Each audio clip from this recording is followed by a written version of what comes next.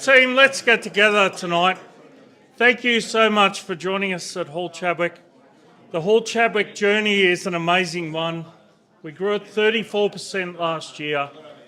We're moving from the mid-tier to a larger international player.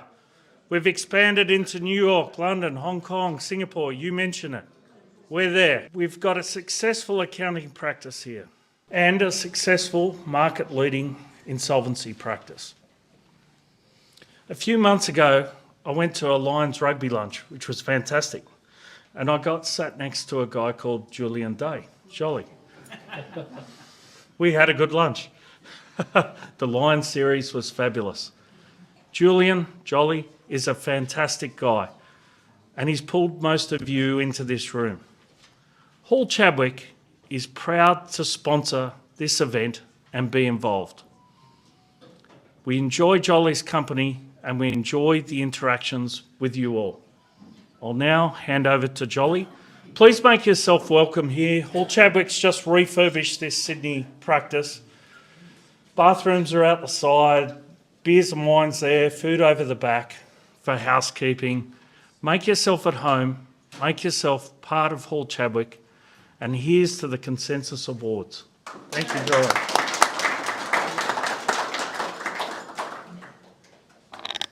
Great, thanks Anthony.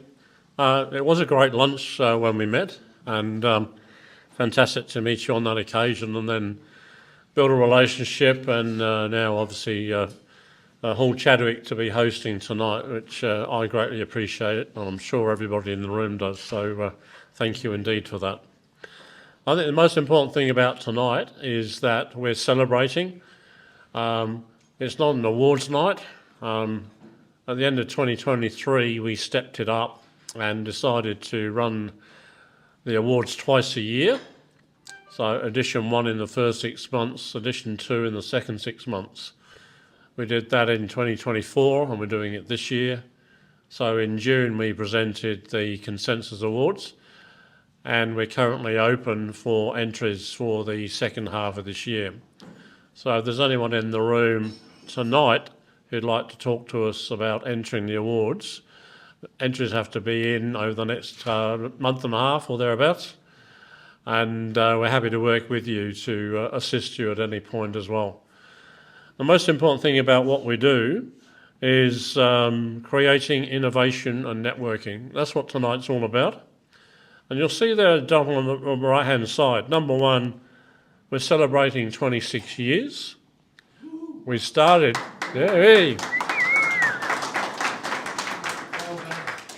So started the company 1st of July 1999, and we held the first awards night in March 2000. I'll come back to that later.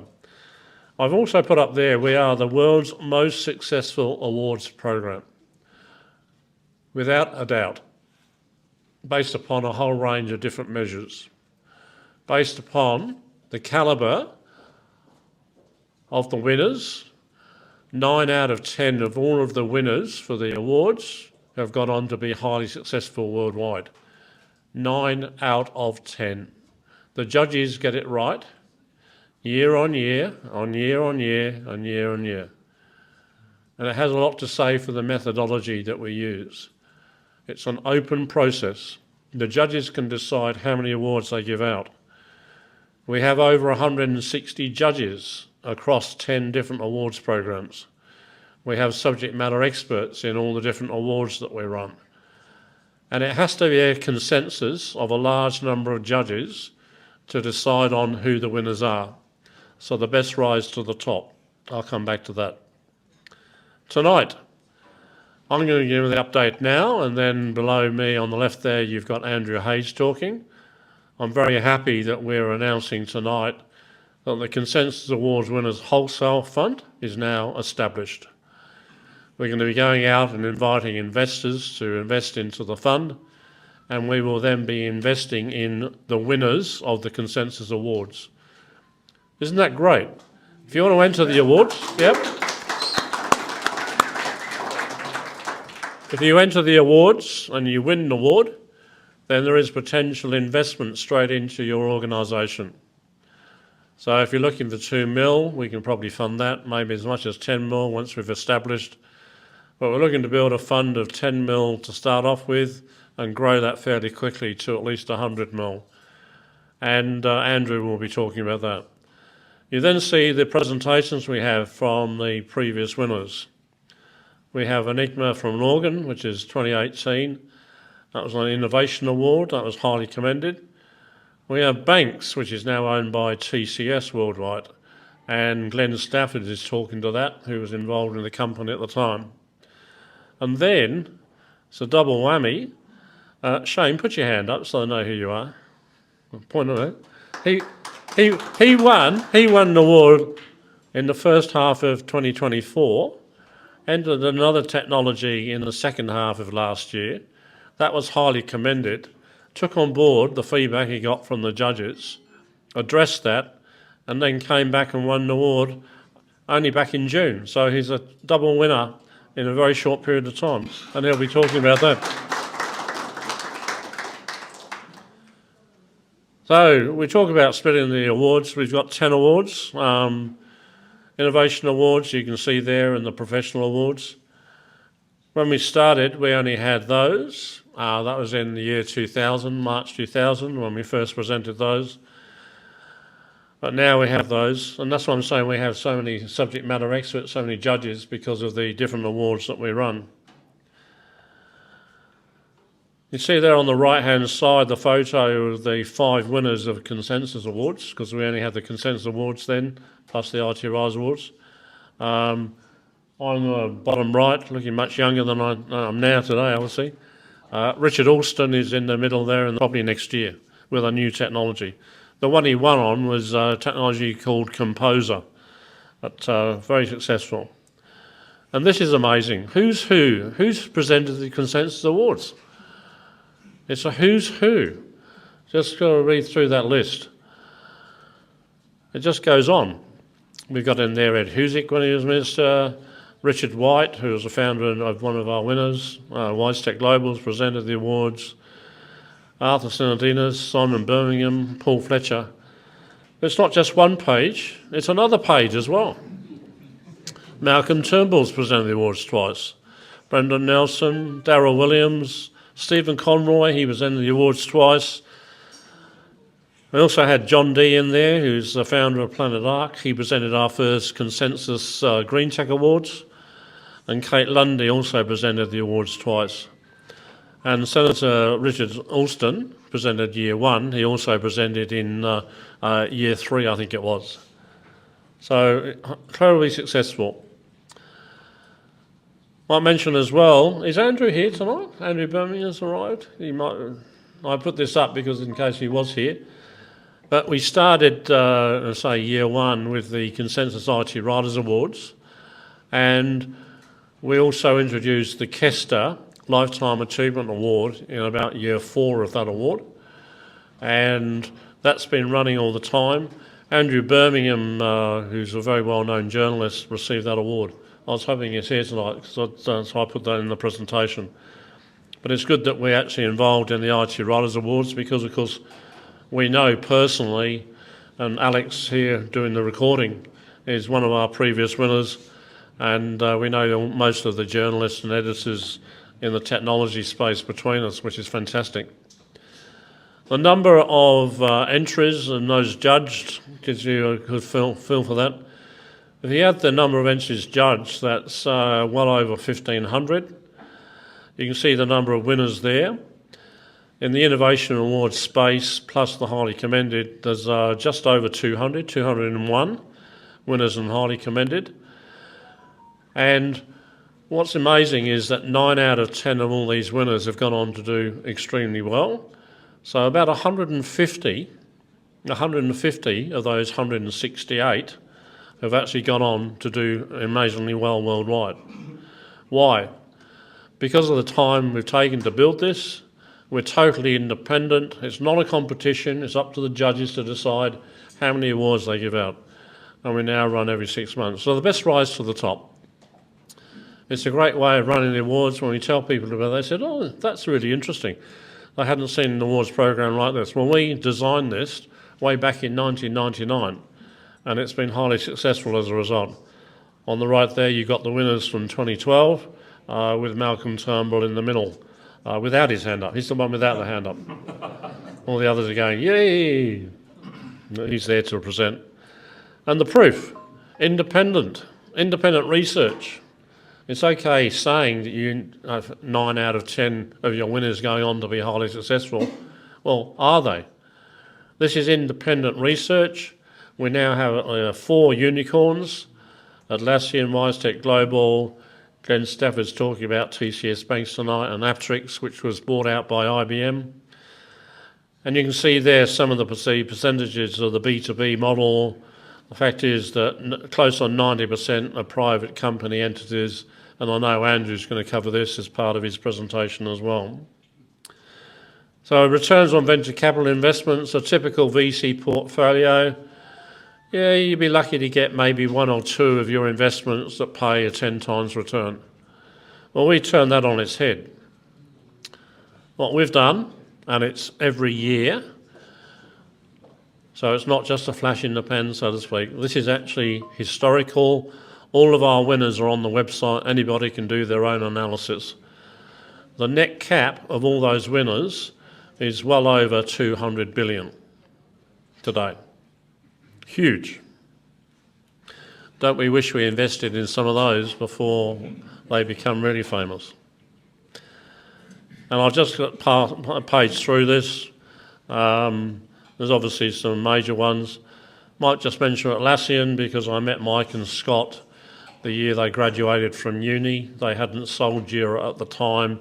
I encouraged them to enter the awards, which they did in 2004. At the time, they had 3 beta sites. Mike's dad was paying the rent in a small little office. And is Edward Mandler here tonight? Put his hand up. He's not arrived, no. So Edward Mandler was the president of the Australian Computer Society at the time.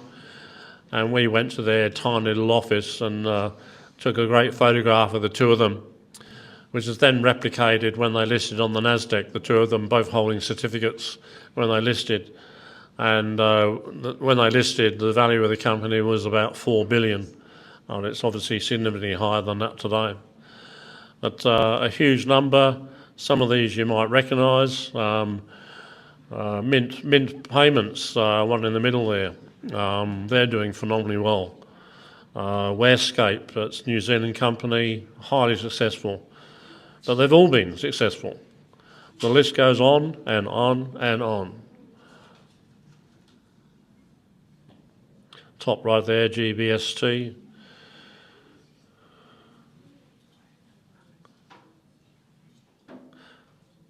Okay, that gives you an overview. What I'd like to do now is hand over to Andrew Hayes to make a special announcement and talk about the new fund we're setting up, or have set up. Well done, Jolly. Before you start, mate, if anyone's outside and you want to come in, feel welcome. Thank you. Excellent.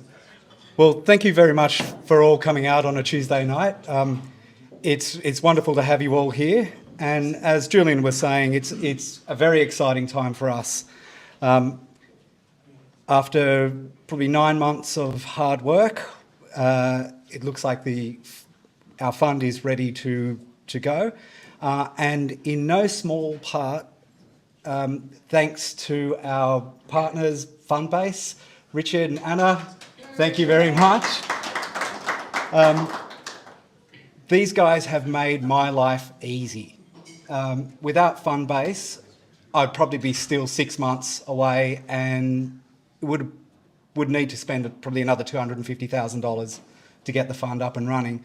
With Fundbase as a partner and their wonderful Fund in a Box product, it's made this absolutely achievable and ready to go. So first thing, do you really need me to read the whole disclaimer? No. Yes. Okay, so this presentation's been prepared by Our Money Funds Management and is provided solely for informational purposes. Okay, you could read.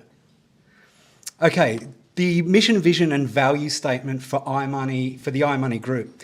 So our mission is to unlock capital and strategic expertise to accelerate investments in bold ventures in clean energy, healthcare, innovation, and we're looking to transform ideas into measurable impact and better futures.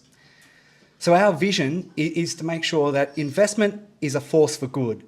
So our playing field is the Asia Pacific region, so Australia, New Zealand and India. And we're looking to turn breakthrough innovation into sustainable prosperity across energy, health and innovation and emerging industries. So we value integrity, inventiveness, responsibility and collaboration. So I don't need to run through this one. To partner with Julian really was an absolute no-brainer. The fact that it's been running for 26 years, there are 160 plus registered judges who are absolute experts in their field. Can I have a show of hands in the room? How many judges do we have in here? Thank you very much. You guys do an amazing job. So there's been more than 200 winners and 33 highly commendeds. I won't dwell too much on this because Julian's gone through in his overview the amount of companies. So it's the majority of them are Australian private companies. There are a small number of listed companies, both from Australia and New Zealand, who enter the awards, but it's mostly Australian private companies. Again, 90% of them, once they've been through that incredibly hard filter of the judging process and the 360-degree feedback loop, generally these businesses have wonderful products and services and are well run. So to create a fund off the back of that very, very good first pass due diligence really makes my life a lot easier.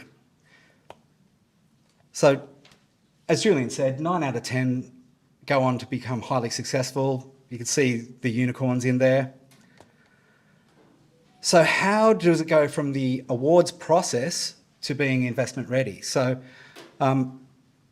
obviously Julian's out there, the judges are out there, they're networking, there are marketing channels, they're talking to incubators, they're going to university startup hubs, industry associations, they're talking with government, former CEOs, like Shane here. Shane's a serial entrepreneur. You know, how many awards have you won now? Is it 3? Yeah. 3. 3. So anything that Shane touched, I would happily back just because of his skill set. So once they've been through the judging process, they've already come to us pre-packaged, so they've met the criteria of innovation, performance, and also potential. So all that leaves me to do is to run through the portfolio and see which of the companies actually need our capital. So in terms of constructing the portfolio, what we're looking at doing, because the awards process has been going for such a long time, it's been running for, this is the 26th year. So you've got companies that are, you know, well-seasoned, listed companies that are established. So unlike a lot of venture capital funds or even private equity firms, we're going to allocate 30% of our capital to listed winners. Plus we've also got the 10% in cash and liquid ETFs. So we've got a real measure of differentiation is we actually will have a liquidity component that other private equity or venture capital funds just don't have. But you still have those early stage companies as 30% of the portfolio, and the mid-stage companies, which is the real growth engine. That's where I think the real bang for the buck is going to come, because they're companies that will either be taken over by larger competitors or will move into a float themselves and go public. So our investment thesis, we aim to generate superior returns by investing in successful, innovative Australian and New Zealand companies as identified by the awards program. The judging process is a due diligence mechanism, and it identifies high quality investment opportunities. And our strategy is based on the fact that 90% of these winners go on to do great things. So the judging criteria in it and of itself, like Julian has produced a great program where you focus on the innovation, the performance and the potential. And it ensures investments have a competitive moat, a proven product market fit and a significant growth trajectory. So our portfolio will diversify across the listed, mid-stage and early stage companies to balance the risk and return. So this multi-stage strategy allows investors to gain exposure to the full life cycle of Australian innovation. And we think that's quite unique in the market. As far as I'm aware, there is not another fund in Australia that does anything like this. So the portfolio construction, again, 30% listed winners, so that's our stability and proven growth. 30% in the mid-stage companies, that's our growth engine. 30% in the early stage companies, the venture play, and then 10% in the cash and liquid ETFs. So that's our liquidity and our agility. So how to invest? Now, at this stage, it is only a wholesale fund. So you need to meet the wholesale investor requirements to that. The minimum investment will be 25,000 Australian, and you invest via an application form via Fundbase. So application at fundbase.com.au, you run through their online application form, you get the information memorandum, and once the due diligence is done, then you're good. Julian said we're looking for 10 million. I'd like to see this fund seeded with at least 20, with 100 million within a calendar year. Given that Australia is the 4th largest pension pool in the world, I don't see any barrier to hitting those marks. So that's the fund. Thank you very much.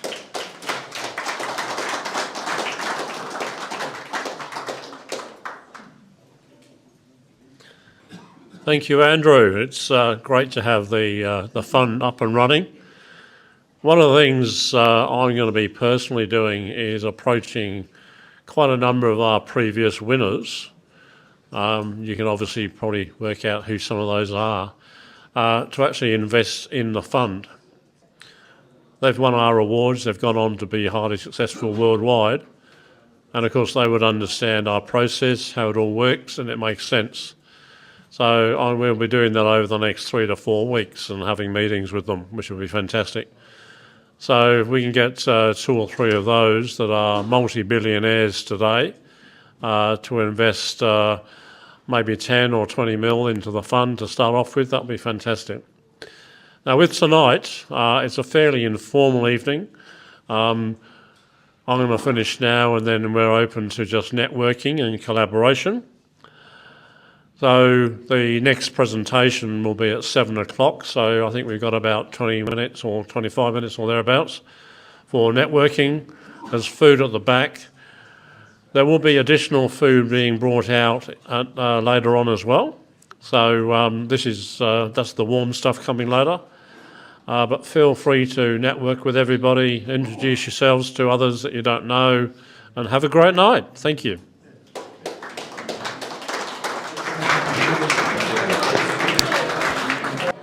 So for the benefit of our live stream viewers, you've been a serial award winner here at Consensus Awards. I know you're going to give a speech tonight, but just tell us a bit about the awards you've won and what those have been for.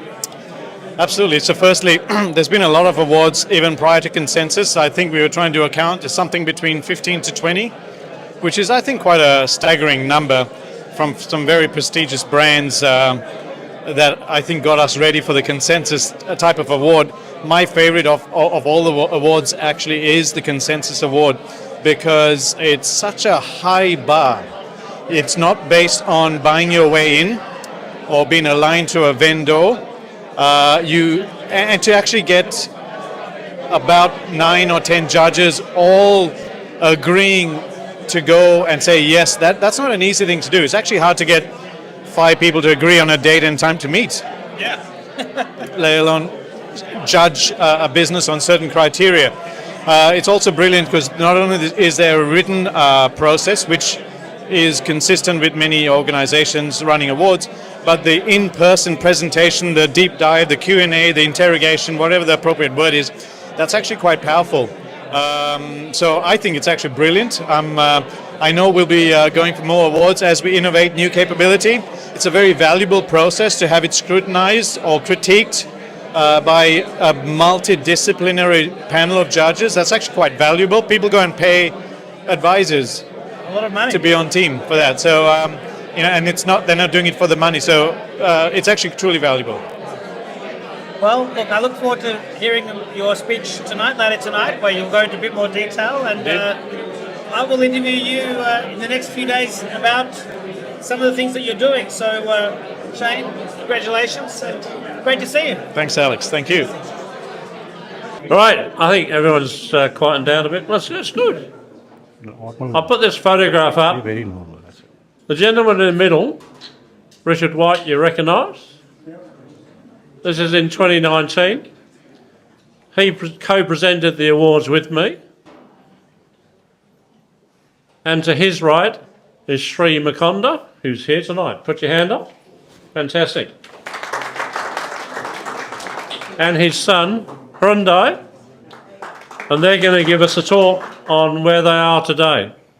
So they were highly commended in 2019. Welcome to the stage, Hyundai Makonda. And Sri is going to add detail if necessary. So please come to the stage. Thank you.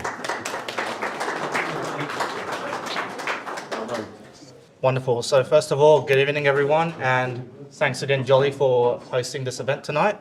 So I'm joined by Sri. Would you like to give a quick introduction to yourself? Hi, I'm Sri, and I'm the founder of Lorgan, and I have 25 years of experience, and we built a platform called Enigma, for which we got a highly commended award in 2019 from Consensus, and we traveled a lot actually from there, and we will talk about that. Actually, that's what our objective is. Thank you. Wonderful, Sri. And I myself am Hruday, who is the head of AI, generative AI, and agentic AI here at Lorgan. So as Sri mentioned before, we'll be giving a quick tour of who we are and what we've accomplished in the past couple of years regarding Enigma.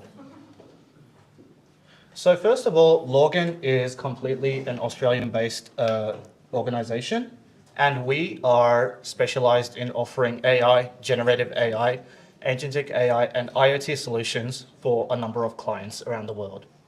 And we have received many accolades over the past couple of years, including being highly commended at the 2019 Consensus Awards. So I first started an introduction to AI when I was around 15 or 16 years old. And what I was working on was a voice assistant, which is not too dissimilar to Siri. But as I was working on that project, I was also hearing Sri and his team having discussions on calls and meeting people. And I came up to him and asked him, all right, Sri, what kind of project are you working in? Why did you start this journey? And that's when I learned that machine learning projects, they struggle to meet their objectives.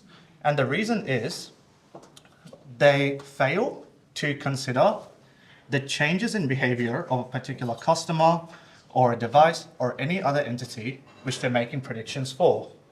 So what's important is that machine learning needs to take into consideration these changes in behavior and also consider the context which affects these changes in behavior.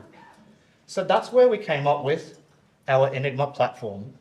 So what Enigma offers is, it's a completely configurable platform which allows us to quickly generate behaviors and look at thousands of attributes from the data to then build the context and then build the behavior to see how that behavior is changing. And on top of that, machine learning can be applied where we allow organizations to get real-time recommendations and influence their real-time decisioning. Now, as a lot of you are familiar, in the past couple of years, the generative AI space has greatly become influential. For example, the rise of ChatGPT, and every single organization wants a piece of that cake. So what did we come up with? We came up with our own generative AI solution called Ellie. Now, the cool thing about Ellie is that it is completely a private and sovereign implementation of LLMs within an organization which only runs on their servers and their cloud.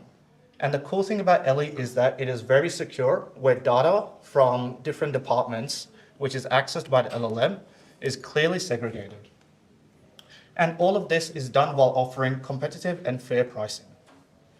Now, in the past couple of years, we've also expanded more into the agentic AI side of things, where we can configure and whip up an AI agent to look throughout the internet for whatever kind of data which your organization or use case might require. Now, the cool thing about Enigma is that when compared with other competitors such as Databricks or Snowflake, those kinds of competitors, they still require a lot of personnel and time to complete these projects.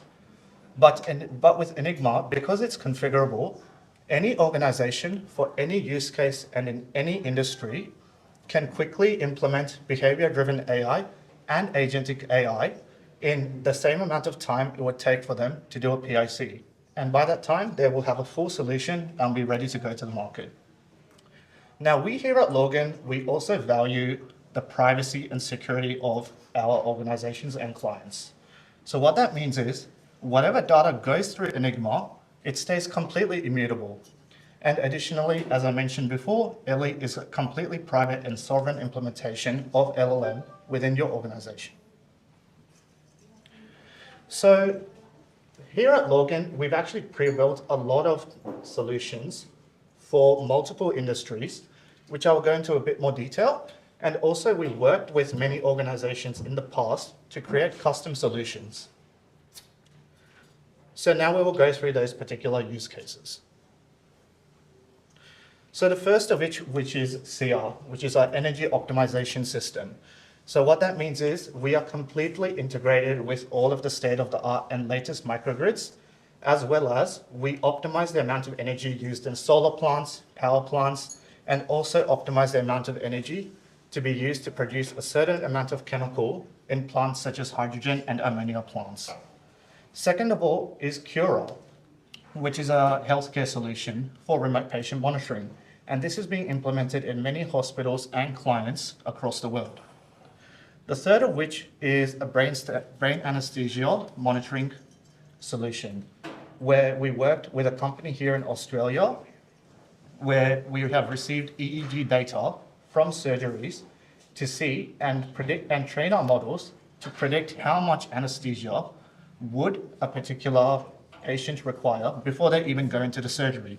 And this is completely dependent on looking on different factors such as what kind of race they are and the full patient profile. Next is our fuel stations use case, which is our Flintel solution. So we worked with a large Latin American fuel station organization where we helped increase their revenues and decrease the amount of churn. Next is our AI agent power solution, where we have a real estate and matching engine where we look over the internet using Ellie's agentic AI capabilities and match what properties best match a particular customer for that real estate agent. Next is our DC Optigma PUE optimization solution, where a big focus of data centers is to optimize their PUE by reducing facility load and increasing the IT load. Next is our telecom solution, where we work with a major Latin American telco company, where we have identified a large amount of fraud, which was happening from whatever data which they were providing, which was around, was that around 10 terabytes? 10 terabytes per day. Data per day, which we were processing and identifying fraud in. Yep.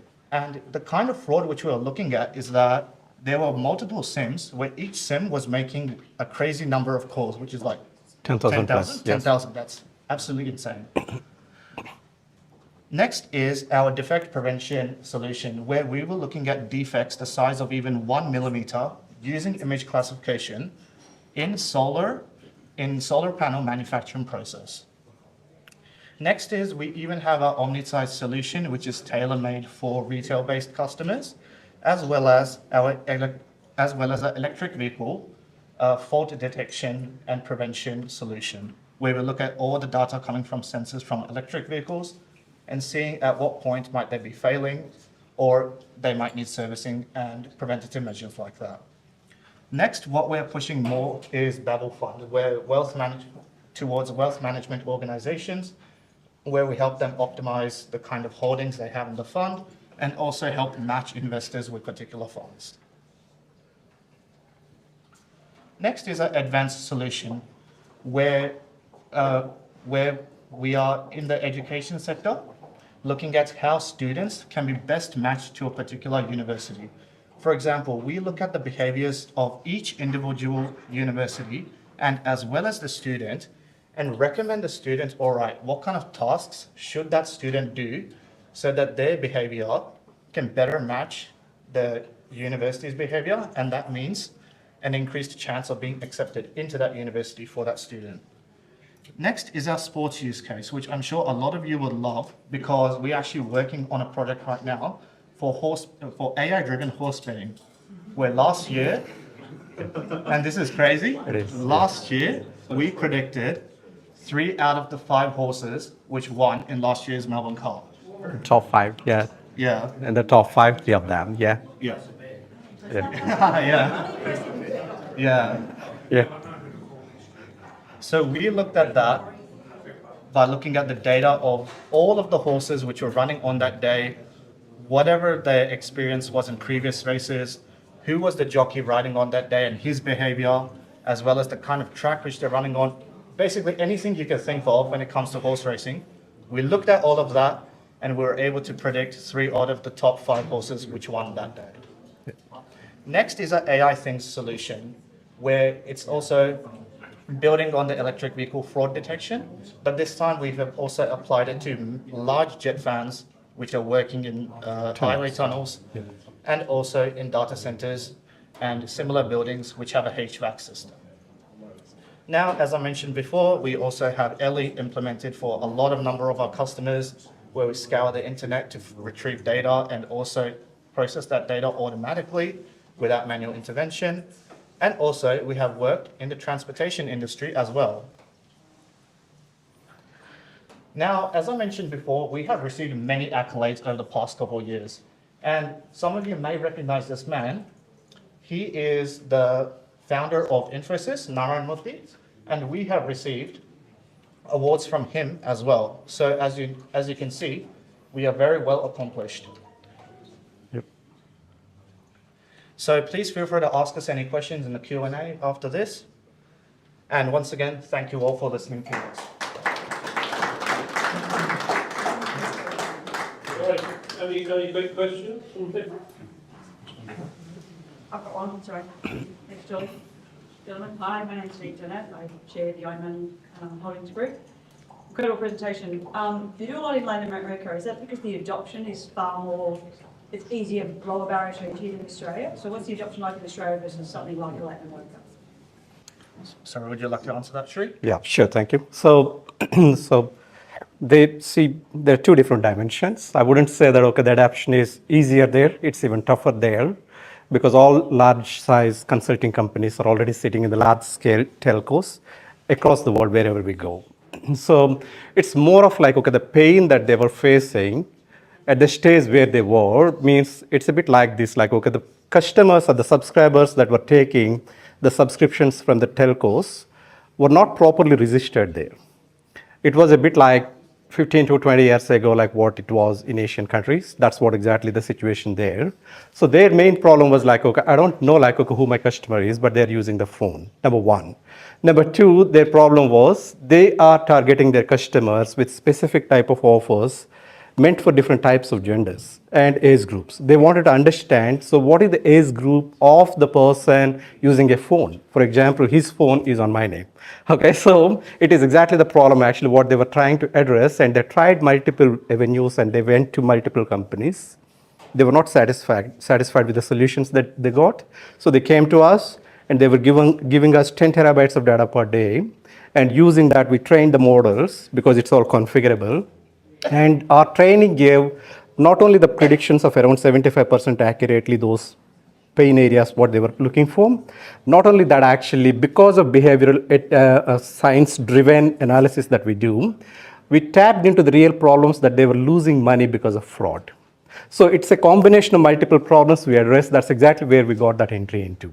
So that's what it is. But see, can we do the same in Australian companies? Maybe, yes, that's where exactly the growth is coming into picture for us as a next step. And we are trying to enter into the market into that space, yes.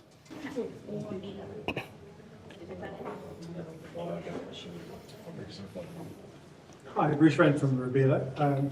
It's interested in, you were talking about the internet before in a couple of your use cases.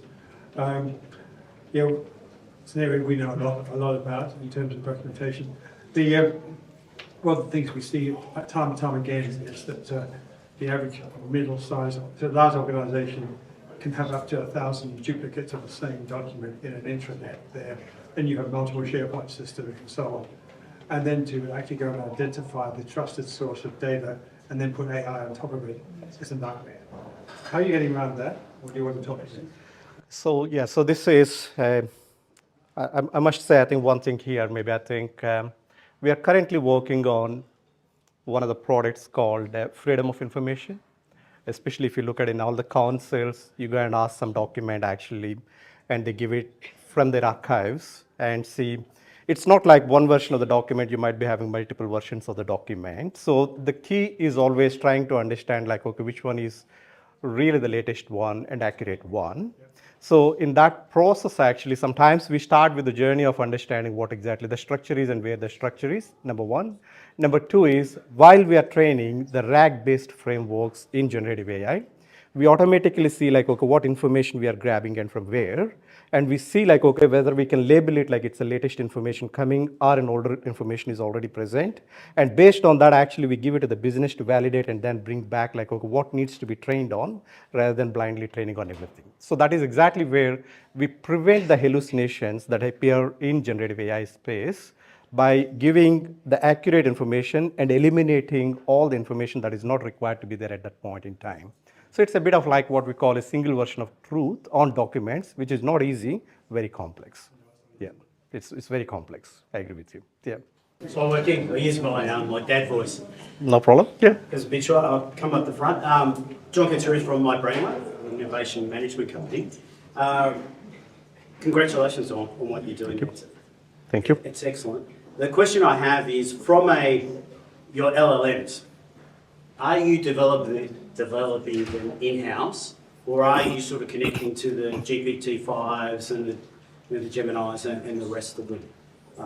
Just your Very good question. So I think what Hriday was showing there was a bit like what we are mainly focused in. If you look at entire current situation of what exactly is happening in the world, and every country wants to have their own way of handling the data without depending on external data sources or information sources. So what's happening is like, okay, what we do is we are not developing an LLM from scratch, but we are bringing the LLMs that are foundational and available in the market, and we bring it back into the localized servers where we put the GPUs, and then we install that. And then we fine tune those LLMs to make it work for the organization where we are working. So if I play that back, you've got multiple LLMs Absolutely. that you're using, best of Absolutely. breed, so you Exactly. don't have to invest in We don't keeping up to date because they're paying $1 billion Absolutely. for a techo engineer and so on. We don't want to do You're that. taking the Absolutely. latest, but Yeah. you're bringing it in Exactly. behind the firewall to say, hey, I know you're worried about Absolutely. protection. Exactly. Then you're bringing it in here and saying, Yep. hey, on all your data, Yep. the Yep. brain is Yep. working on your data. Absolutely. And you're leveraging it that way. Exactly. And so from a price point compared to the Infosys, the Wipro, those guys, percentage-wise, how much cheaper are they? At least 50%. That's what it is. Yeah. Because we are configurable. We don't sit there. See, what we do usually is in all these customers that we do, if any of traditional way of services companies saying that, okay, they will take 18 months to deliver a project, our pitch is usually like, okay, replace that months with weeks. Means it's not because we are cheap. The platform runs at a much get higher where it should speed. take, Absolutely. It is faster. configurable. You don't need 20 developers. So you Okay. target markets, large corporates and SMEs? And we wanted to work with those companies, even Infosys, TCS, and others, because we are not fighting with them. Actually, we are not competing with them. We wanted to collaborate with them, and we wanted them to take us to the market. So your smaller size company is? $200 per customer. Exactly. To optimize their energy bills. Exactly. Yeah, absolutely. The largest one is something like the telco, what we were talking. That's a massive South one. American? Yes. How come not the Australian top area? We need to enter into that panels. That's where exactly it takes time. We need, maybe I think my beard has to be still more whiter and grayer, I think. Okay, so I'm Leon Goldsman, Ecolibrum headquarters. I engage communities, and my question is, where do you see yourself in, say, 5 years from now?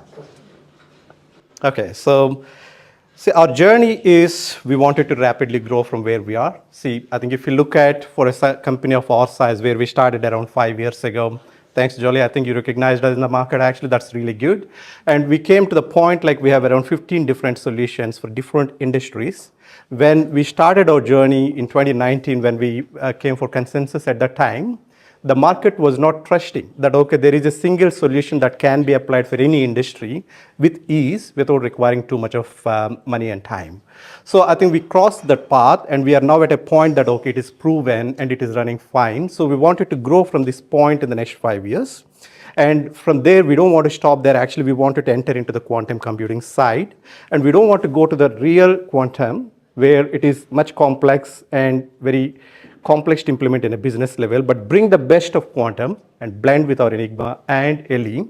So Enigma and LE runs like a rocket, actually. That's where exactly we wanted to do. So we wanted to empower the businesses that we are working in a way that, okay, they can implement AI at much higher speed than what it is currently.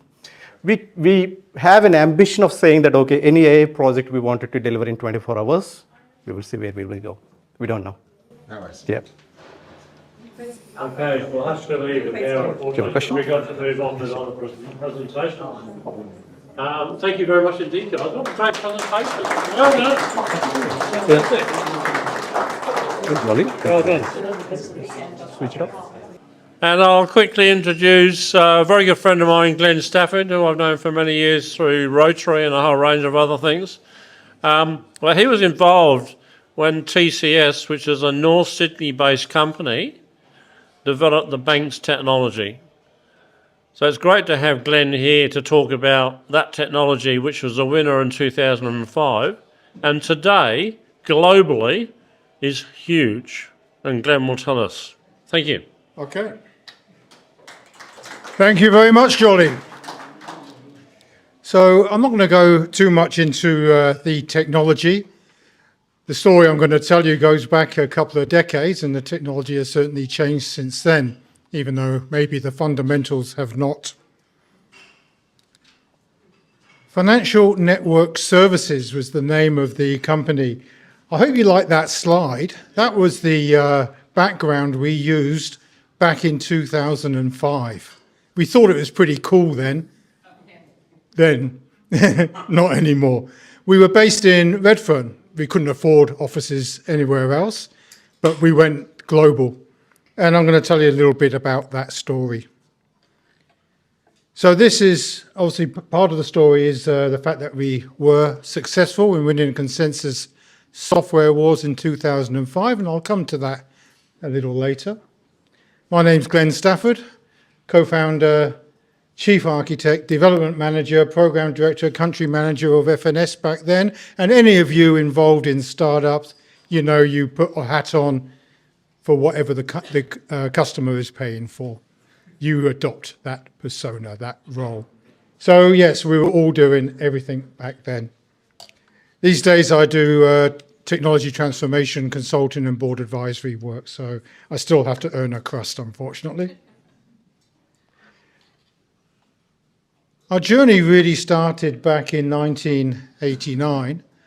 I came out the year before in bicentennial year from the UK. You might have picked up a bit of an accent. And in 1989, we had a management buyout in February from St. George. It was interesting because our core banking software at the time, as part of the deal, they could pick up the software for $1. At around the same time, Westpac was almost going broke because of their CS90 core banking project. Some of you might recall CS90. And of course, Westpac eventually acquired St. George. But anyway, we bought out this IT group from St. George and started our journey. Across many flavors of technology, we could run our core banking platform on any flavor of Unix, IBM mainframe, Windows servers. We broke benchmarks along the way on all of those platforms. We also were the first 24/7 core banking platform. Today, I get annoyed still when banks send you a message to say, sorry, internet banking's going to be down or your mobile app's not going to work because of maintenance. That's not true 24/7. We were true 24/7 back in the day. Our mission was to deliver best-in-class core banking, treasury and payment software to financial solutions to help them operate more efficiently. And also, we were great innovators as well. At the time, fintech was not a term, but we were arguably one of the first fintechs in Australia. We were certainly pioneers in modern banking architecture. So our product was called F&S Banks. I'll put up a reference architecture. I'm not going to walk you through that, but it was the de rigueur architecture at the time. We moved to SOA, service-orientated architecture at later dates. But back then we had APIs. APIs are not new. It's just that a lot of companies have jumped onto that bandwagon to sell you software to manage your APIs, but they're certainly not new. So we had a very modern architecture which allowed us to achieve very high performance and also run across all those different platforms. I remember a conversation with a gentleman called Dave Curran, who was at CBA at the time, just before they started their project with SAP, and they spent $1.5 billion, I should say, on that project and counting. Didn't complete the project.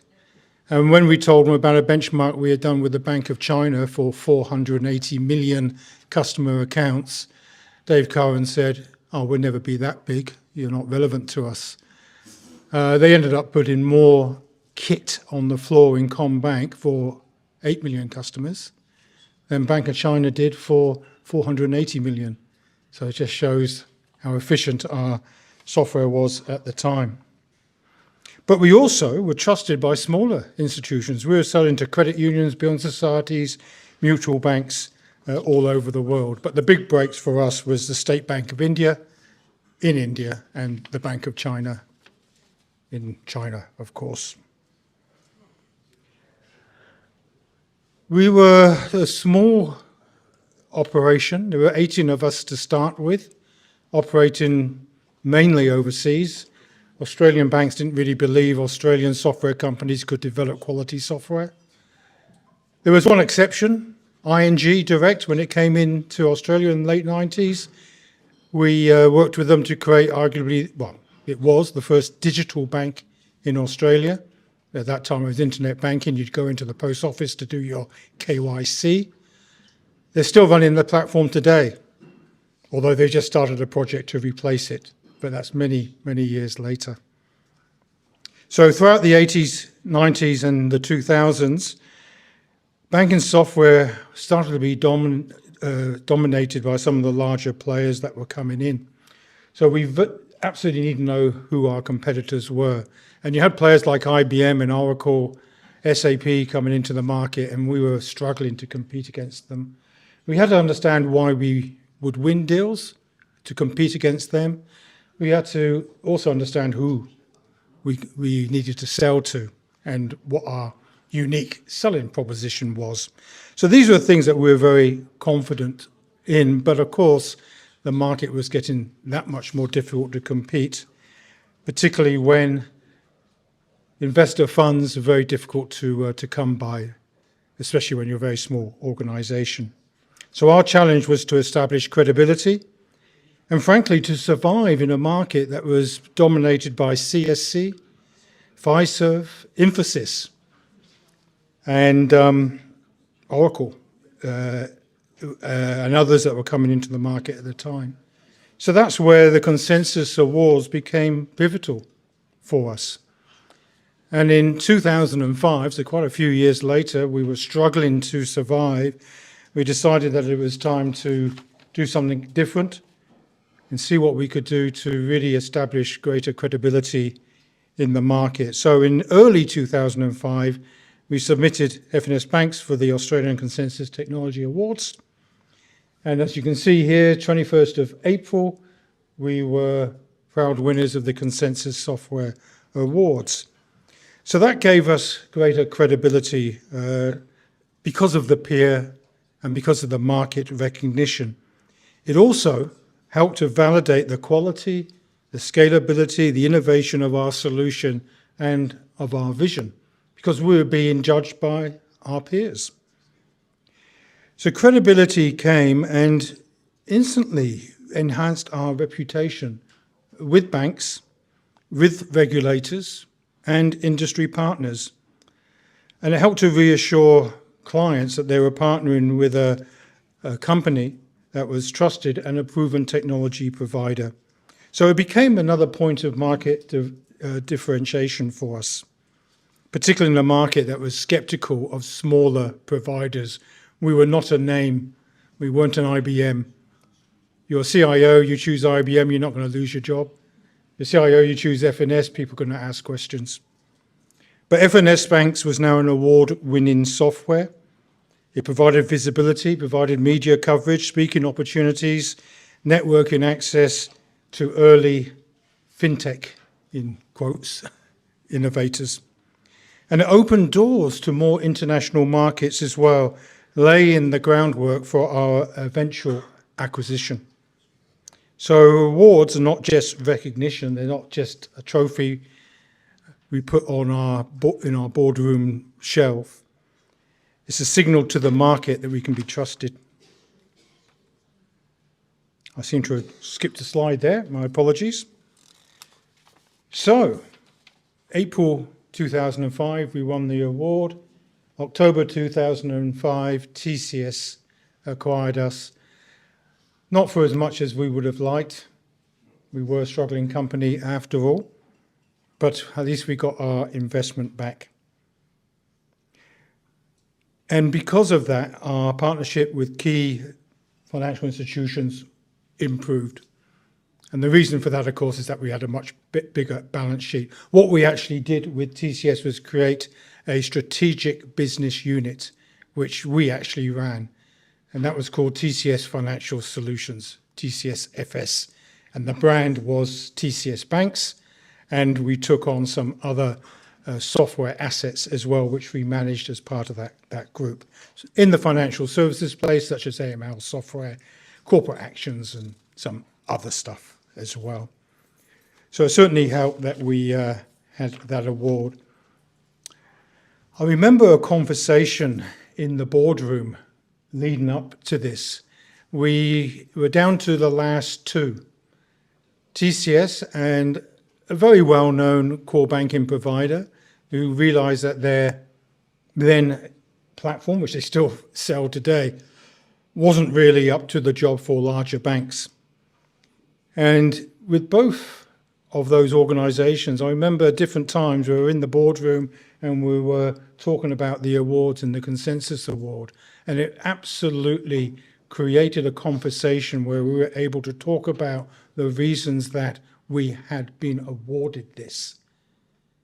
And that helped to trigger those conversations and really focus on what the value proposition was for them to purchase our company. We may not have stood out as much as we did without that recognition. So we're very grateful for that. So in summary, awards do more than just celebrate success. They create that trust that's needed. They help validate innovation, and they help foster community, which is very important. For startups and scale-ups today, awards signal to investors, to your clients, to your partners, that you have a company and a product that is credible. It provides a platform to engage with peers, learn and build alliances. They help launch companies into new markets, locally and internationally. It certainly did that for us. So recognition is not just a trophy, it's a strategic business tool that you can use. It's up to you how you use that. Open to questions. Thank you.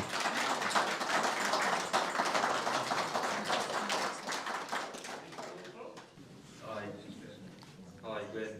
Privilege of us. Thanks for your speech. My question is, where do you see the future banking technology lying with the advent of AI and the proliferation of other technologies? Okay, well, I think with all respect to Sri and Logan, AI still got a long way to go to mature enough to be used seriously in banking. It has credible use cases today, but it's still got a long way to go. You're not going to build the fundamental systems that are required at the core of a bank that can handle millions and millions of transactions a day, tens of thousands of transactions a second. AI is not going to do that for you. It could calculate your interest, but if you're doing that across tens of or hundreds of millions of accounts, AI is not the tool. So you still need the engines that are reliable, that are available at all times to drive the core business of banks. Now, when you move outside of core banking then, and you look at things like loan approvals, credit assessments and so on, yes, absolutely, there are genuine use cases for AI in those areas, but it's not going to run the bank for you at the end of the day. Not yet. And how soon do you think before central bank digital currencies are a reality as opposed to something people fear or just talk about, and programmable currency becomes real, which is good, but can also be programmed to be switched off, stopping you from buying something because you've consumed too much meat or carbon or whatever it might be? Well, that's another excellent question. I was in Vietnam earlier this year working with the National Association of Payments, the National Payments Association over there on their 2025, 2030 strategy. And these are questions that we were addressing. Look, those digital currencies, stable coins or whatever, they're already there. I have my stable coin US dollars accounts. I certainly find a good use for those, even though the Aussie dollar is going gangbusters against US at the moment. But anyway, that will change. So I think for a lot of these things, the reality is already here. It just hasn't had the mass uptake yet. Can they be turned off? Yes, of course they can. Are payment systems at risk on normal fiat currencies? Yes, they are. Cashless society, please, cash light. We know we need cash. Digital currencies, cryptocurrencies, whatever, we cannot 100% rely on them. We know that Sweden has been the poster child for the cashless advocates for many years. They've recently issued a letter in the mail, not email, in the mail, wrote a letter to all of their citizens to say, keep cash on you, because they had evidence the Russians could bring down their payment systems at any point in time. So they said, carry cash and carry in small denominations. Now, I'm not advocating cash for the future. Yes, of course, digital currencies, cryptocurrencies, yes, they are going to be part and parcel, but we have to have backup. We have to have alternatives for when they get turned off for whatever reason. Thank you. That was so great to have a walk down the relay on financial systems, and congratulations. I'm curious, you showed us something with amazing uptime and incredible breadth of feature set for its time. How much confidence did you have at the time about how good this was? And with the benefit of 2020 hindsight, is there anything you would have done differently? Okay. We were very confident in our software. We were very confident in its capabilities. We were not so confident about ourselves. We didn't have the balance sheet. We weren't attracting the investments that we needed. We wanted to keep our share in the company, we wanted to take that share anyway. And we were struggling in an increasingly more competitive market. So absolute confidence in our product, in our architecture and so on, but we knew it had to change. We knew we had to evolve. Digital was on the horizon. And we didn't have the funds to do that. So when we had the opportunity to go to market, and TCS, primarily because of the deal that we won with the State Bank of India, massive opportunity for us. And TCS were the SI for that, the system implementer for that. Then it seemed to be it was a perfect match. They not only bought their balance sheet, a few tens of billions of dollars at that time, $1 billion business alone in Australia for TCS. I think Infosys would be about the same these days. They not only bought the balance sheet, but they bought the funds to be able to invest and bring the product into the modern world. Thank you. Okay, thank you very much indeed, Glenn. Thank you. This last talk by a previous winner is unbelievable. Shane won last year and this year, so back to back. And historically, we've got one organisation, Soprano Design, that entered over the years 4 times and won 3 times. We also have 2 companies, 2 individuals that have actually won 3 times, and we have 6 that have won 2 times. So Shane is the 7th one that's actually won twice over all the years that we've been running the awards. And he's done phenomenally well in terms of determination, I think. I've got to know Shane pretty well, and we've shared a lot over the last couple of years. And I'll hand over to him to tell you the story. Thank you. Good evening. Shane Muller is my name. I'm the founder of SafeWatch and also Secure My Digital. So thank you. I want to start by saying thank you for actually hanging around. I was thinking I might end up speaking to 2 or 3 people because it's the very end. I've done plenty of speaking, but I've never spoken to a group at the very end of a lot of networking drinks. So this will also be a first. I'll be observing you and scoring yourself probably. So I'll start by giving you a little bit of background on myself. I'm going to try and stick to time because I'd like to cover a little bit about SafeWatch and also Secure My Digital, and also talk about the value of the Consensus Awards. A little bit about myself. I started my entrepreneurial journey at a very young age. I was 10 years old. While at school, I wrote a payroll program for a security company with about 370 staff. I will say this, I didn't understand mathematics at age 10, but it was an amazing experience. I know I'm told I was getting paid more than the average income, and I did it because no one told me that's not the done thing. And I just want to emphasize that part, because a lot of our kids are told this is not the done thing versus what is. But it was a brilliant exposure for myself, because in hindsight, that's when I actually learned the power of collaboration. I did that with my dad. He had to explain to me about maths, net and gross. The power of experimentation. The power of being able to see an outcome and try and figure it out. There's quite a few things. So that was my start in business and in technology. And I will also say I'm quite blessed that as a teenager, I forced myself to sort of journey and find my big why on why I want to do anything. So I am very blessed with that. I'm happy to cover if I end up having time, but at this stage, I've already spent 2 minutes, so I probably won't have much time. I will also say this pre-Consensus, I've set up quite a few businesses. My oldest running business today is called OBT. In about 3 months' time, it'll be 25 years old, which is quite remarkable for a technology business, and it's a cloud computing business. So we established that 9 years before Australia caught on to the concept of cloud computing. We didn't even have data centers. We transformed a kitchen into a data center. But anyway, there's a lot around there. So in my background, I have personally spearheaded and innovated over 50 products and services. And that obviously has led to what's happened in the last 5 years with a few different businesses, which I'm going to cover here.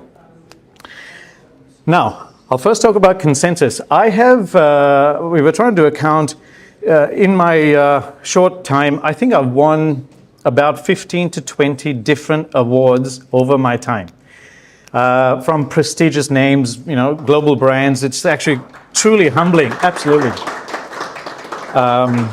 Yeah, and I can't take the credit, even though, because me taking the credit, I'm representing teams and talent and timing and market positioning, etc. But some amazing brands that we won these awards. Now, I will talk about this. I have learned after getting involved with Consensus that a lot of the award-giving companies have biases. They may have biases whereby it depends how much money you've spent with me if you want to even enter, or are you pro our brand, etc., etc. That is one thing I actually truly valued and still value with Consensus. It's actually not based on how much I'm spending with a vendor or what have you. The second thing is the judging process. Most of the processes we've been through for awards have this written submission, and that's quite normal. But with Consensus, not only do you have the written, you actually show up and present to about 9 or so judges, and they question and critique. It's actually truly invaluable. I find it one of the best parts of the entire process. I'd love to actually have a judging panel all the time. So we actually found that very, very useful. The next one, it's actually very impressive, and it's great for us that we have a broad range of different disciplines. That's very useful for us, because in business, most people go and hire a broad range of consultants to give you different viewpoints just so you don't miss your blind spots. So it's actually great and valuable that they're all not finance guys or all not marketing guys or what have you. It's a great range. And then the final point, which I'll probably cover later, is it also gives us the ability to take this feedback, tweak it, and then go back to this panel and say, ask for that feedback and critique. So I actually think the Consensus Awards in the 15 to 20 we've won would be probably the pinnacle. I shouldn't say probably. It is the pinnacle award-giving organization. And I'm not saying that because I was invited here by Consensus. All right. I'll spend a couple of minutes on each of the two businesses.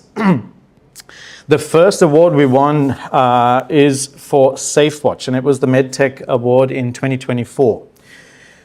I'll give you a little bit about a little story. My heart was moved in 2019 when I started listening to stories of people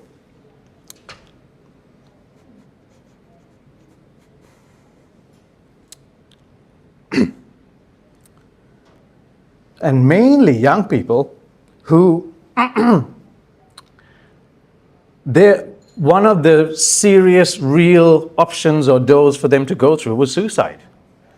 And then I overlaid that with statistics because I love numbers, and I saw this crazy trend pointing in a very bad direction when it came to mental health, where it was becoming quite normal for people, mainly young people, to choose to end their life. So it was actually the stories and the statistics of 2019 that actually moved my heart. Little did I realize what will happen in 2020 and onwards when it comes to mental health and suicide. But our objective and my objective back then was to actually use my craft, technology, do something with business to solve this serious world problem. Now, I took a whole year, all of 2020, to focus on one question. And that's the why. I love the why, because for me, why is the fuel tank? Because you're going to have so many headwinds in business, in life. You need a good fuel tank. When I took this 1 year to focus on the why, I did some research and I found when someone actually suicides, in my research, a huge percentage of people left behind, the overwhelming majority of them said something to the effects of, I had no idea. Or they said something similar, I didn't think it was that bad. So with reference to that research, we decided to create something And our initial objective was, if people use our product and service, which we didn't have a name, no one will live with the regret of, I had no idea. And that's our pinnacle objective when we set out to build SafeWatch. Then just a couple of other key points. We looked at most nations in the world, and the trend just keeps getting worse and worse when it comes to mental health. In Australia, it's over $200 billion is what it costs our economy today. In Asia, in the next 10 to 15 years, about $11 trillion. It's a massive, massive challenge. However, what we did was looked at the trend and looked at about 20,000. There's about 20,000 apps in the marketplace. It's actually flooded when it comes to mental health. Here's the light bulb moment for us. We've got a picture here of how someone's doing on a scale of 1 to 10. Green, you're going great, fantastic. 5-year average. 1, you're really, really bad. It's a high risk from a mental health point of view. We found in our research the overwhelming majority of mental health apps are designed for the person struggling. Me or you, it's designed for the person struggling. What we also found, when you get roughly between a 4 and a 2, everyone's different, people lose the will and the motivation to help themselves. And that was a light bulb moment for us. It made sense why they're not going to the apps that's developed for them. It's almost like writing a self-help book, but if you lose the will to help yourself, if you don't even want to get up and have a shower, it's never going to make an impact. So what we did was we did something we're told from the market quite counterintuitive. We developed our North Star we thought was the person struggling. But we realized our North Star is not the person struggling. Our North Star is the person who cares for the person struggling. Because what we found, when Mary Jane, 11:30 at night, is contemplating whether she wants to be here tomorrow or not, it's people in her world.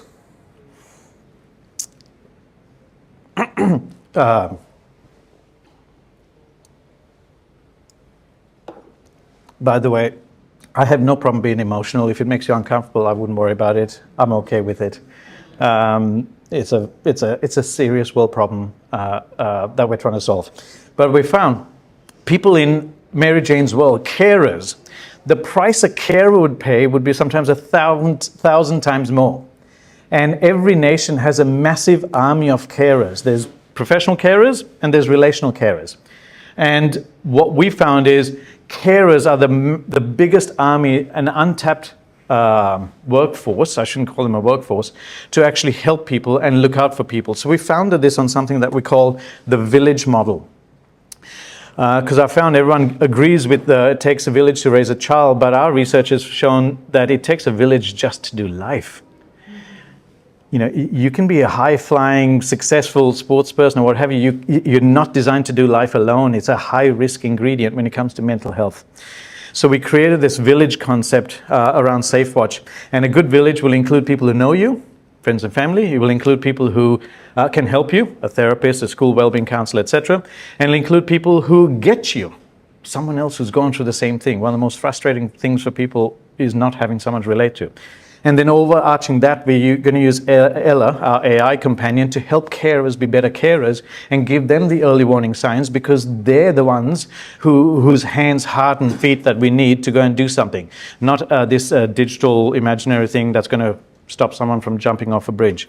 And then overarching that is the concept of safe relationships. We created a capability because a family member told me they'll never use this in 2020. When I shared the idea, and they said they will never use it because they wouldn't want all that intimate information of how they're feeling, their journal, their medication, be breached on the web. Fair point. So we used that feedback, which was a bit harsh, by the way. We used that feedback to create something where, and we think we haven't seen anyone else on the planet do this. We created something where, by design, global administrator has no access, which is quite counterintuitive if you're a technology person. The global admins and the tech people can't access. If you hold a gun to their head, they can't get it. If we're subpoenaed by a court, we don't have access. We can't actually give it to you. We're not hiding it. We can't give it. Every person controls their own capability. I need to speed up. Okay. I will speed up. Okay, the next one. The second award is Secure My Digital. Another world-sized problem we wanted to take on, and that is we wanted to create something to secure people's digital futures. Just like SafeWatch, which I'm convinced will impact everyone in this room, unfortunately, and I'm not trying to be negative, it will impact you directly or indirectly, because Australian statistics say about 45% of our population will at least have one significant mental health challenge in the rest of their life. That means if someone in your household is impacted, it will shift your house. Anyway, with Secure My Digital, cybersecurity, a huge challenge. We looked at the market and we wanted to address the risks of ransomware, and we architected a capability to completely negate the risk of ransomware. When we looked at the market, we found the overwhelming majority, if not all of them, but let's just say the overwhelming majority of security businesses, these brilliant brand names, are in the business of trying to prevent a breach. So what we did when we set up, we took a blank paper, and at the top of it, our hypothesis was we have to assume our customers' data is already in the hands of the criminal. And that's where we started. So we don't waste cycles trying to prevent a breach because we expect it will happen. Instead, we use our cycles to create what we call a brilliant post-breach resilience service. It's one of the few, actually we haven't seen many post-breach services. So we've created this capability for a ransomware to be addressed. Whilst we were doing that, we had to deal with one of the biggest problems in technology, and that is dealing with the weak human being. What technology people mean is the password problem. Because you can have the most fortified system, that password is the weak link. So we created a password system, and this is the award we put in for. We created a password system that's easy enough and well, I call it mum and dad friendly. Another way of saying low friction. Unbreakable password, computationally with a quantum machine. Easy to use. Unphishable, even if a criminal looks at you. Meaning you can even write your password on a post-it note. If the password ends up on the dark web, it's no risk. That's what we created. I'll go one step further. Similar to a password manager, and hopefully most of you use password managers, in the safe of a password manager, you got all these highly secure passwords, but usually the key to the safe is easy because we need to remember it. We created something whereby we have a vault-less solution. There is no vault or safe to store everyone's passwords. They don't exist. If you want to go and log into your banking, ANZ, you type your easy to remember password and it dynamically creates your complex unique password for the bank and sends it through, and then it disappears. There is no vault. Now, the exciting thing with no vault is if there's no vault where things are stored, there is nothing to steal, which is brilliant. Sorry, anyway, sorry, moving along. Sorry, my time is also up. So, we got a highly commended, we got some feedback. The feedback quite transparently was, we're trying to do too much and the judges couldn't fit us in a box, and I understood that. So we walked away and modularized our capability. And we created 3 capabilities: secure people's identities. So we're able to secure not only every human identity, I'm excited that we can actually secure every non-human identity, which is growing at a staggering rate around the world. A huge risk. Second one, securing data. We have a client we've signed an MOU with. They've come to us because we've said, take your entire database, put it in a USB key and give it to a criminal. Hand it to a criminal. You'll be able to sleep at night. That's what we created with the secure data capability. And the third one, securing network systems. And that's all. Right now, both of these businesses are very, very early stage. We're looking for investors, we're looking for lighthouse clients, we're starting to make sure we have the talent to grow as we scale. But at the end of the day, we're excited about these 2 offerings that solve serious world problems. And I am very, very, very convinced both of these will touch every single person here, directly or indirectly, at some point. Thank you.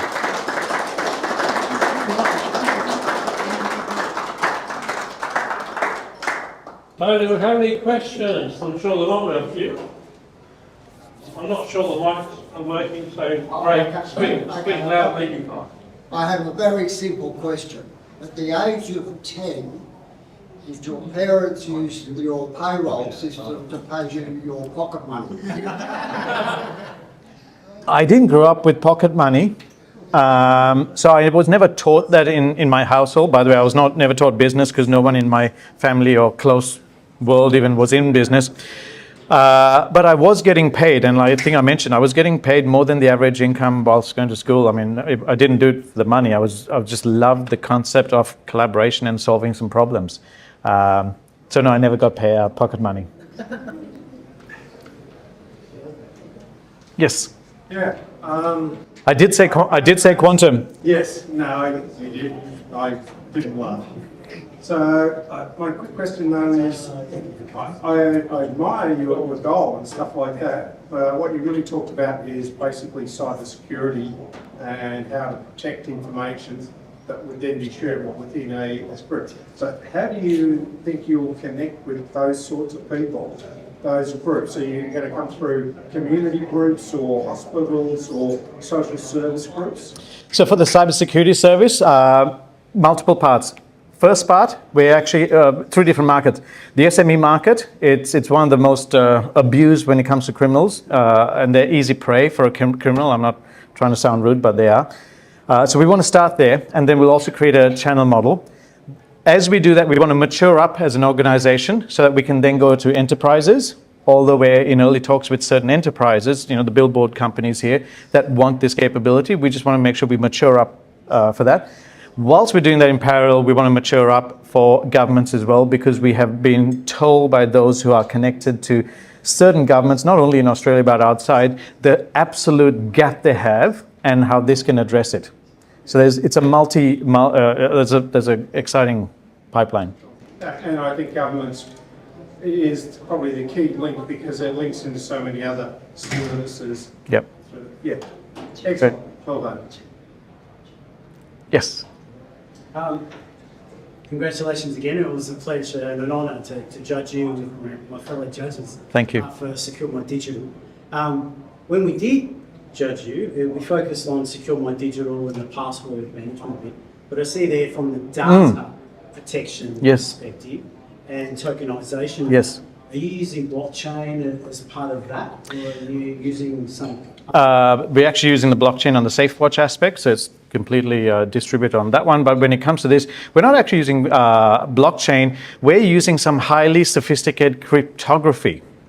And what we've done is we've created it in such a way whereby there's no, if you have your dictionary, you can say replace these with these and save that on a system. We don't have a cipher code to reverse engineer back.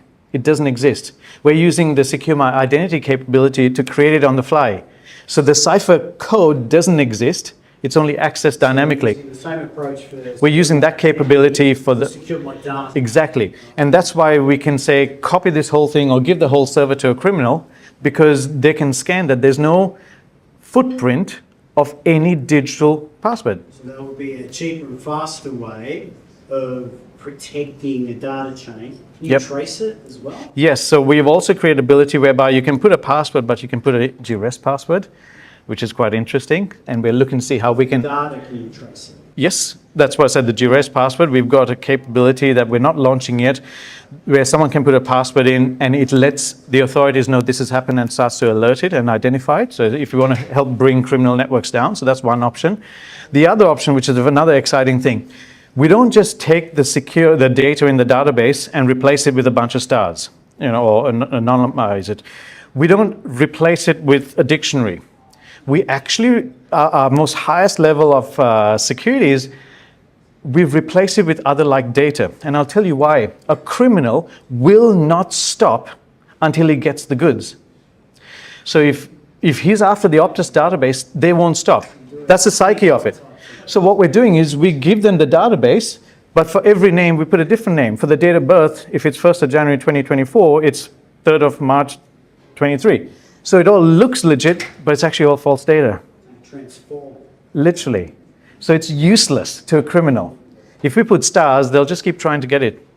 So we've done it in a way whereby we stop them and have them think they got it. Anyway, quite exciting. Yes? Can I ask a serious question? Oh, The government today released their guidelines for social security, et cetera. Social media? Social media, sorry. The guidelines are pretty vague, I have to say. Have you had anything to do with the age assurance authority at all? no, we haven't been involved in that. I have very strong views on that. Yeah, look, I have very strong views on that. I've regularly asked to present on panels. Just 2 weeks ago, I presented on how can we change mental health in Australia in the year 2050. So we do play a big part in this, but I personally haven't got the inroads into government to advocate or lobby for certain things that we believe in. I'm not looking to find those doors. I just don't have them. Best of luck with some. Yeah. I know it might be a slow dripping tap and kill me slowly, and that's why I'm not looking for those doors. Sorry. Yes. Can you please disclose if you have the knowledge to identify male to female ratios from utilising your platforms? For SafeWatch? No. We wouldn't know. If the Prime Minister of New Zealand's using this, we wouldn't know. That's confidential. We don't know, yeah. We actually have, contrary to the tech guys and the product people in our business, and for good reasons, we don't even have a directory. Now, a directory is critical if you really want to monetize, sell advertising, do all these things, but we've just chosen to do it a different way. By the way, here's the other thing. We didn't realize by creating such a great privacy system, we ended up creating a mental health platform that who's who can use. A politician can use this now, or a celebrity can. Because in the current world, they'll never touch anything, because they're gone, if anything's exposed. So the politicians lining up in Marketplace at 9 p.m? Say it again? Are the politicians lining up in Marketplace No. at 9 p.m? No. Through the outro? No. Yeah. So we have no idea of people's identities. If Julian's using this and if he wants to invite you, he chooses, not me. Yeah, indeed, you can take that to the next level. Do so much more with that. I agree, because I think this is how we can go and build. We want to shift the narrative of mental health, which is very private, closed doors, couch-based sessions, one-to-one. We convince the biggest net for the entire community, because there's never going to be enough therapists, never going to be enough GPs in any nation to catch the big net. But there's always, we've used the concept of neighborhood watch. So with the village, if enough people keep an eye on you, that's the big net, because it is going to catch most people off guard. So we want to do community-based support, which we think is truly valuable, as opposed to being the Lone Ranger in life. Great. Thank you. Fantastic. 5 seconds. Thank you. Sure. Oh, yes. Everyone, thank you for joining Hall Chadwick tonight. We're very proud to be associated with Julian, Jolly and the Consensus Awards. And for me personally, it was great to hear about the 3 stories. I'd like to introduce one of our young up-and-coming directors, about to be partner, Kirralie Waring, to just say a few closing words before we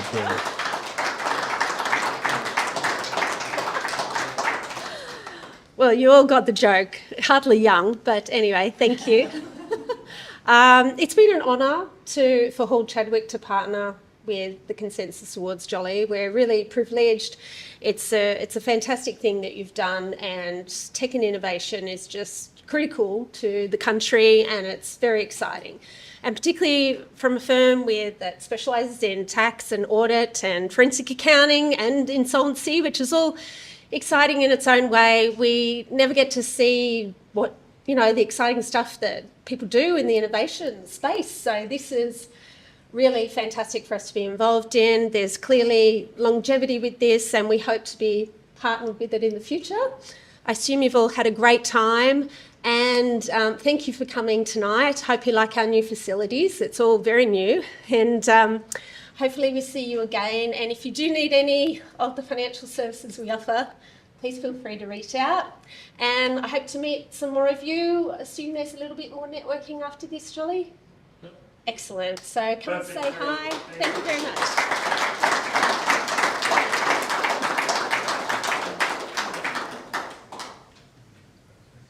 The big close, Jolly.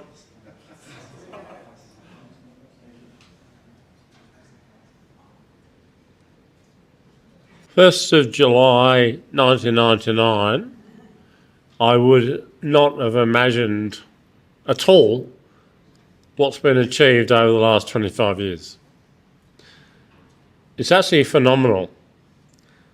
There are just so many Australian and New Zealand companies that have been through the awards process and achieved a significant amount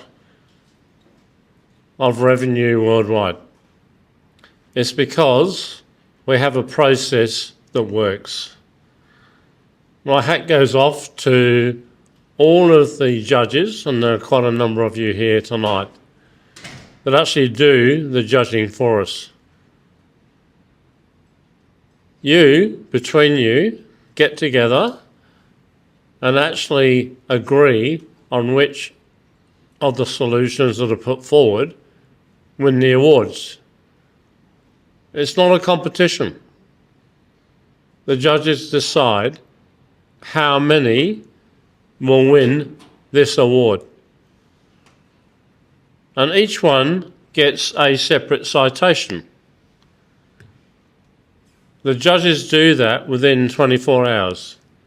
So it's captured at the time.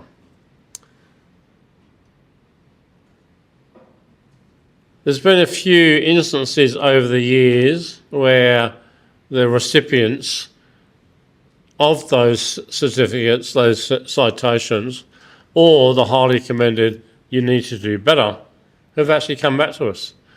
The fact is, we've always validated all of the discussions and everything.